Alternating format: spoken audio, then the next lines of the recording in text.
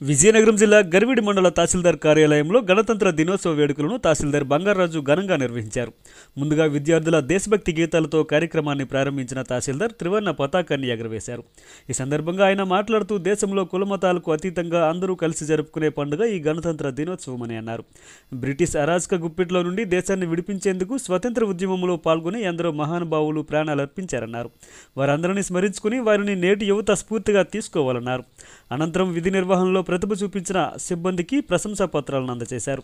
ఈ కార్యక్రమంలో MEO Ramarao, RI Achyutarao, DT, CSDT, tahsildar కార్యాలయ సిబ్బంది, నాయకులు పాల్గొన్నారు.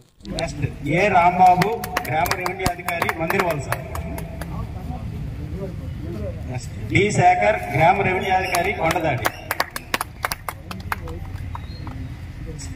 జి రాంబాబు గ్రామ రెవెన్యూ అధికారి దాటికోట.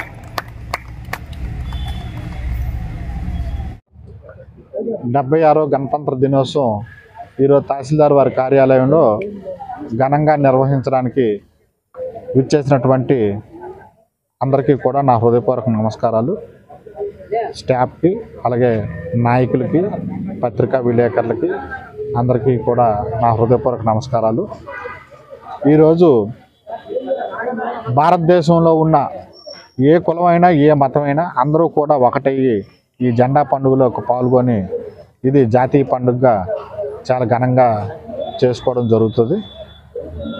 మరి మనకు ఎవరైతే స్వాతంత్రం తెచ్చారో వాళ్ళని, అలాగే ఈ రాజ్యాంగ నిర్మాత ఎవరైతే ఉన్నారో వాళ్ళందరినీ కూడా స్మరించుకుంటూ ఈ కార్యక్రమాన్ని చాలా ఘనంగా మనం ఈరోజు తహసీల్దార్ కార్యాలయంలో నిర్వహించుకోవడం జరిగింది. ఈ కార్యక్రమాన్ని ఇంత ఘనంగా నిర్వహించడానికి విచ్చేసినటువంటి అందరికీ కూడా, అలాగే గర్విడి మండలం ప్రజలకు కూడా మరొకసారి హృదయపూర్వక కృతజ్ఞతలు తెలియజేసుకుంటూ థ్యాంక్ యూ వెరీ మచ్.